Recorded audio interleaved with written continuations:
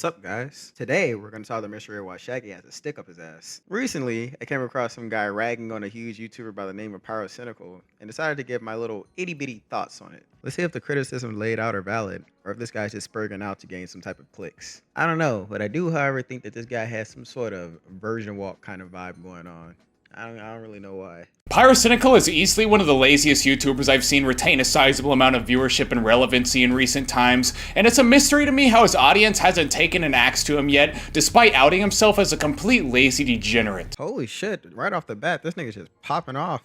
Relax your shoulders, man. Jesus Christ. He goes on to talk about Pyro's past of being a weirdo. He goes into some flatulence and engorging type shit. But this has already been covered multiple times completely by multiple different people, including Pyrocynical himself. And, you know, he's kind of just made a meme out of it. So I don't really know why you're even bringing this up at this point. Okay, started from here until about 1 minute and 30-ish seconds into the video. This nigga is on some top tier hating nigga shit, bro. This shit is crazy. Like, he is hating harder than I've ever seen somebody hate before. This shit going crazy. When reaching a certain point in your YouTube career, it goes without saying that you'll attract and gain attention just based off your name alone and your presence on the platform. I mean, shit, if Pyro reacted to this video you made about him, the view rate would probably get in the thousands just based off him basing an opinion on it, whether it be bad or good. That said, if he can see that he can make lighter, easier content and is still receptive or watched multiple times over by thousands of people, then I don't see what's the issue with that. That's not that big of a deal, especially when he's made great main channel content for years on end. Like, get your hating nigga antics out of here, Shag. We're not here for it. Get out of here. I wouldn't have such a big issue with it if I actually had something of value to take away from their video, or if they gave away any meaningful opinions about anything. It just feels like the equivalent of watching a scarce video or listening to your local news. I watch commentary channels to hear opinions, not summaries, and I'm pretty sure a lot of other people feel the same exact way that I do, and are sick and tired of creators who are either too scared to say how they really feel because they want to remain on good terms with as large of an audience as possible, or they're just genuinely unthinking NPCs with nothing going on in their head, and they regurgitate the safest possible opinion about everything that's happening. A lot of what he says here is valid. He wants to hear someone speak out and actually have a personality, or whether it be dividing or not. That's fair and all, but who in their right fucking mind would consciously go out of their way to potentially make more controversy or possibly even take a revenue stream, Shag? Can I call you Shag? I'm gonna call you Shag. These are people who garnered an audience by knowing the fine line to a T, and whether you call it selling out or not does not change the fact that two idiots, i.e. me and you, have absolutely no say in what they do to keep their career from flatlining. Like, who in the hell would purposely stir up shit just to have people get mad? Well, except me. I saw this guy's video literally by chance, and I made it because it looks like he just drinks a whole bunch of soy products. A few jokes that push the Overton window a bit, like using the gamer word and the dreaded F-slur. So say it. Say what? Well, this nigga won't say them. It's almost if there's repercussions on going too far in a certain direction, huh? Get a haircut, Shag. Now he's no different than their horrible reaction channels of YouTube past like Jinx, where he watches a YouTube video and occasionally pauses to give some half-baked vapid response to whatever's happening on screen. It's like hearing the internal monologue of a toddler. You know what? Right here, I'll extend an olive branch, Shaggy. Consider the branch with an olive extended. His content on his secondary channel is predominantly his clips and him giving input onto whatever video he's watching. But to compare it to Jinx and other channels who did the same exact thing as Jinx, which is just plop a fucking camera down, record yourself doing some fake random laugh, and then edit anything whatsoever, is absolutely ludicrous. That it may just be you whittling making this connection just to stretch a point. Supposed to be the ones that will shovel in any sloppy shits out into their gullet because they have almost no standard for what constitutes high value content. Yeah, and I guess setting up a camera and staring at the screen for 11 minutes like an artist is that's just perfect, isn't it? Best thing on the planet. Great content, Norville Rogers. This is an attempt at clickbait that's supposed to make the viewer want to click on the video to see what he's talking about, but it has the exact opposite effect for me and his audience. It's actually a deterrent. I don't want to watch 30 minutes of your live stream or upload YouTube reaction slop just to find out what you're talking about in your title. For me, it's just not important enough to spend that much time watching to find out. This is actually a really good point.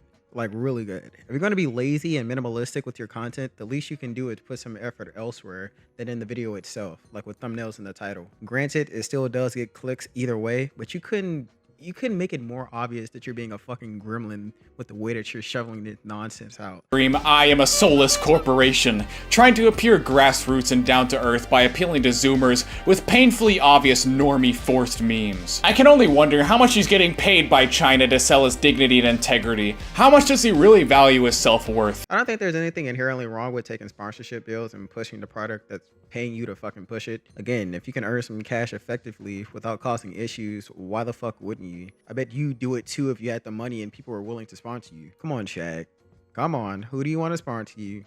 G Fuel, Raid Shadow Legends, fucking Scooby Snacks. Speaking of dignity, I think it's time to mention the other aspect of him that I have the biggest issue with and that I hate him the most for. His morally reprehensible character and heinous degeneracy. I don't even have a point for this. Like, I don't know why this made me laugh so hard, but it's like he actually is mad at some guy for having a fart fetish. Like, it's just funny, I guess. Atrocious furry vor fart inflation fetish roleplay while he was 15 back in the earlier days of his career.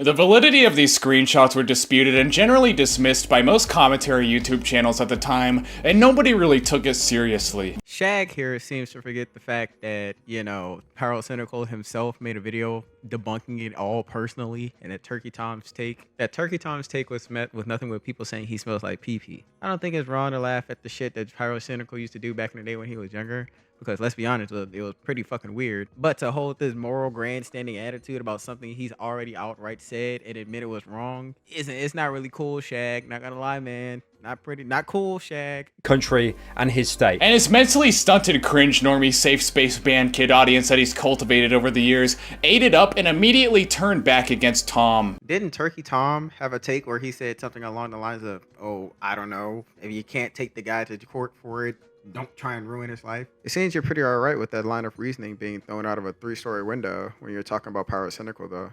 It's almost like you have some type of cognitive dissonance or something.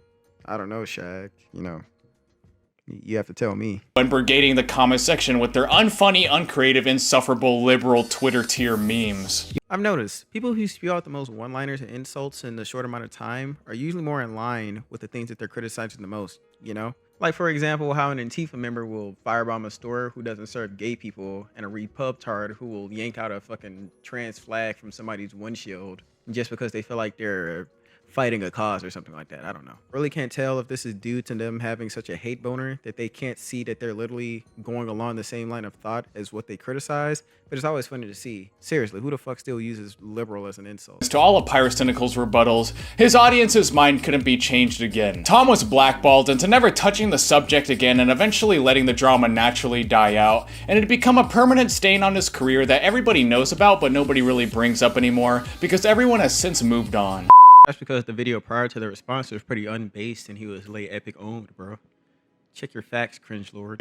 And pretty much implied that he regrets standing up for what he believed was right and learned a very valuable lesson about the YouTube commentary community as a whole. The lesson was that YouTube actually punishes people who stand by what's right and who speak out against other popular creators' wrongdoings. Soapboxing nonsense. Fair enough. The video has points that Turkey Tom stayed true on and can be viewed as correct.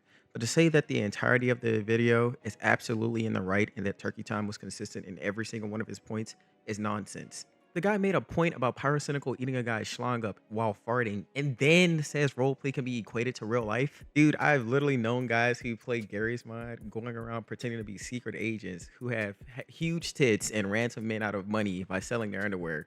Who in the fuck would ever take that seriously?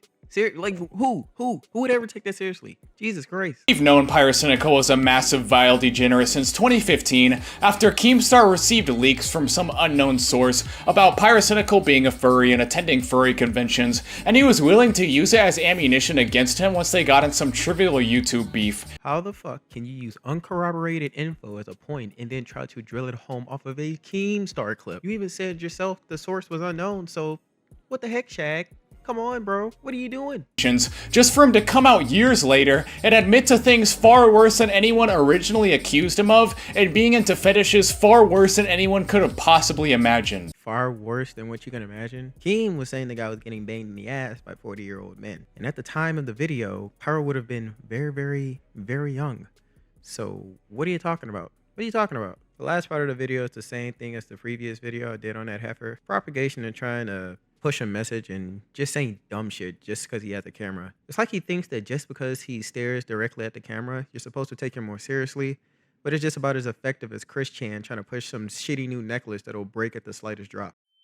Numb.